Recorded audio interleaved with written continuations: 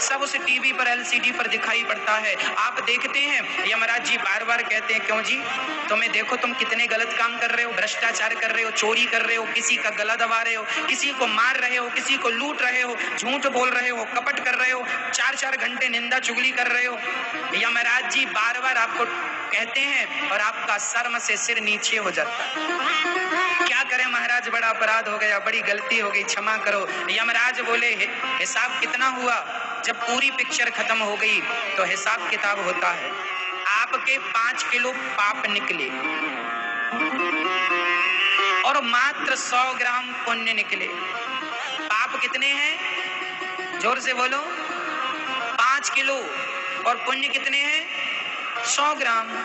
यमराज जी ने कहा पाप ज्यादा है, इसलिए आपको पहले पापों का दंड दिया जाएगा। तो पापों का दंड कैसे दिया जाएगा? बोले पापों का दंड देने के लिए 84 लाख योनियां बनाई गई हैं। ये जो पशु पक्षी की योनियां हैं, इन योनियों में हमें भेज दिया जाता है और यही हमारे कर्म दंड होते हैं, यही हमारे कर्म दंड हैं।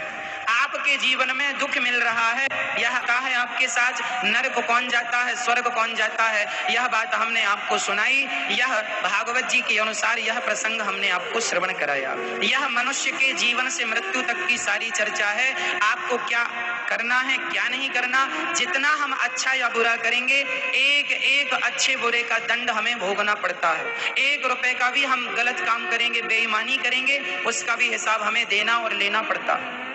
बचेगा कोई नहीं। इसलिए हाथ जोड़ के कहता हूं, गलत ना करना। ईश्वर की डायरी में सब नोट किया जा रहा, सब ईश्वर देख रहे हैं। अब दोनों भरत जी और ये रहुगण दोनों एक दूसरे के वचनों से संतुष्ट होकर दोनों भगवान के धाम गए। परीक्षित ने 28 प्रकार के नरकों के बारे में पूछा। सुखदेव भगवान ने 28 प्रकार के नरकों का वर्णन किया। जो जैसा पाप करता है उसे वैसे नरक में जाना पड़ता है। राजा परीक्षित ने कहा, महाराज कोई ऐसा उपाय नहीं है जो हमें नरक में न जाना पड़े? हमसे देखो जाने अनजाने में कोई ना कोई पाप तो हो ही जाता, तो क्या हमें भी नरक जाना पड़ेगा? बिल्कुल। कोई उपाय है बचने का?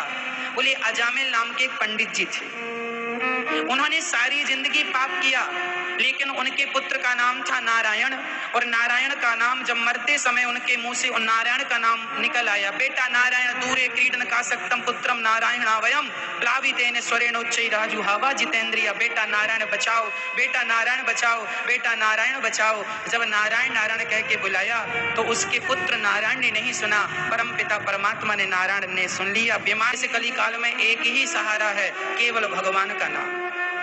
अजामिल जैसे पापी ने किसका आसरा लिया मैया, किसका सहारा लिया? केवल नारायण नारायण। तो आप लोग भी नारायण नारायण जपा करो, काम करते रहा करो। कल ही हमने बताया 100 करोड़ नाम जपना है आपको। कल ही आपको हमने बताया 100 करोड़ नाम जपना। आप अपने घर में अखंड कीर्तन किया करिए, आधा घंटे का नियम बनाइए।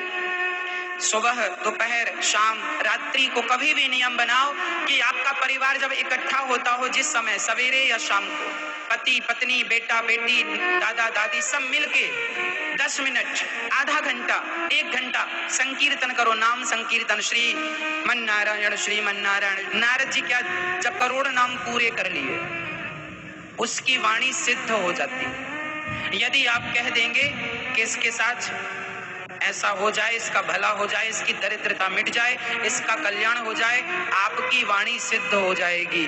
आप किसी को देखकर कह देंगे कि इसका कल्याण, बड़े बड़े गुरुजनों की वाणियां सिद्ध होती हैं, वो जो कह देते थे हो जाता था। ये कब होता है? आपकी वाणी भी सिद्ध हो सकती है। कब सिद्ध होती है? जब आप 20 करोड़ नाम जप लेंगे तो आपकी वाणी ऐसी सिद्ध हो जाएगी, जो कह देंगे हो जाएगा। ईश्वर अपने भक्तों की वाणी की रक्षा करते हैं।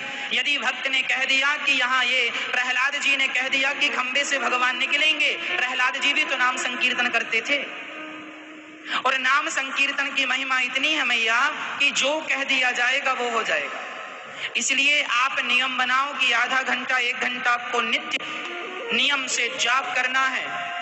कल रात्रि को जब मैं आपसे कथा में कह के गया कि 100 करोड़ नाम जपना है, ये दास अनिरुद्ध, हम तो कोशिश करते हैं कि ज्यादा से ज्यादा नाम जपें।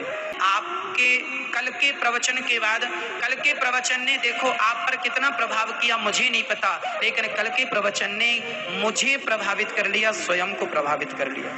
हम अपनी बातों से कई बार हम ऐसी बातें कह देते हैं कथा में जो हमारे लिए भी अच्छी होती है, यदि हम भी उसे अपनाएं। हम तो स्वयं वही बातें लगभग करते हैं जो हम स्वयं चरितार्थ कर चुके हो। जो जिस रास्ते पर हम चलते हैं उसी रास्ते पर आपको चलाने की कोशिश करते हैं। कल हमने आपसे कहा कि 100 करोड़ नाम जपना चाहिए। कल रात्रि को मैं 1 बजे तक सोया नहीं, चिंतन करता रहा। चिंतन, नींद ही नहीं आई। एक मन में अचानक भाव आया, जैसे ही मैं कल कथा सुना के गया कमरे में, तो रात भर ये चिंतन चलता रहा कि मेरे से भी कोई कमी हो रही है, कोई त्रुटि हो रही है, कोई कमी हो रही है, वो कमी दूर करनी है। क्या कमी हो रही है? दास अनिरुद्ध आपके सामने यह संकल्प लेना चाहता है। 27 सितंबर को दास अनिरुद्ध का जन्मदिन है। उसके पहले ही ये संकल्प ले रहा हूं कि यहाँ से 18 तारीख को हम चले जाएंगे आपके यहाँ से कथा सुना के। 19 तारीख से ही, 19 को ही ये दास अनिरुद्ध वृंदावन पहुंचेगा और 19 तारीख से ही, 19 तारीख को अनंत चतुर्दशी है। 19 तारीख से ही अखंड नाम संकीर्तन गौरी गोपाल वृद्धाश्रम में चालू हो जाएगा। अखंड नाम संकीर्तन, 24 घंटे नाम, केवल श्रीमन नारायण श्रीमन नारायण श्रीमन नारायण। हमें अखंड नाम जपना है। नाम की कितनी महिमा है शायद आप ना जानो, जल्दी समझ में नहीं आती महिमा, लेकिन अखंड नाम की बड़ी महिमा है। आप लोग अखंड नाम जपा करिए। कैसे जपेंगे अखंड नाम? आधा घंटे आने के बाद, आपकी नगरी भटिंडा आने के बाद मुझे भगवान ने यह प्रेरणा दी कि तुम ये नाम शुरू करो। नाम तो हम जपते ही हैं, नाम तो हम जपाते ही हैं, लेकिन अभी तक गौरी गोपाल वृद्धाश्रम में अखंड नाम नहीं चलता। अब चलेगा 19 तारीख से अखंड नाम संकीर्तन। आप समझ रहे हैं? अखंड नाम संकीर्तन कब तक चलेगा? देखो, जब तक बिहारी जी चलाएंगे नुकसान तो कुछ है नहीं। जब तक हमारी सांसें हैं तब तक हम चलाने का प्रयास करें। तो आप लोग भी, यदि हम ये संकल्प लेकर जा रहे हैं आपकी नगरी से, तो आप भी ये हम जीवन में जो भी कहें जो भी करें वो हमें करना चाहिए। ये दास अनिरुद्ध ना आप लोगों की प्रेरणा से, आप लोगों के द्वारा ही ये सारी सेवाएं करता है। अब गौरी गोपाल वृद्धाश्रम में अखंड नाम संकीर्तन भी चालू होगा।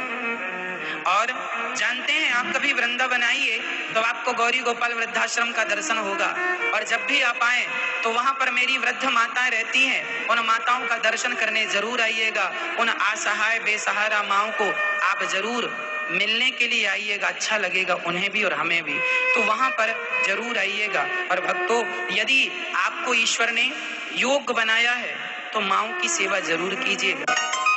भागवत भगवान की जय जय श्री राधे। अजामिल जैसे पापी का उद्धार केवल नाम के बल से हो गया, यह भागवत जी की पावन चर्चा है। एक बार इंद्र ने अपने गुरु का अपमान किया, जिससे गुरु जी नाराज होकर चले और इमरजेंसी में विश्वरूप को उन्होंने अपना विश्वरूप को अपना गुरु बनाया। विश्वरूप से यज्ञ कराया इंद्र ने। विश्वरूप ने राक्षसों को आहुति दे दी। इंद्र ने गुरु जी का सिर काट दिया। तब वृत्तासुर को त्वष्टा ऋषि ने प्रकट किया।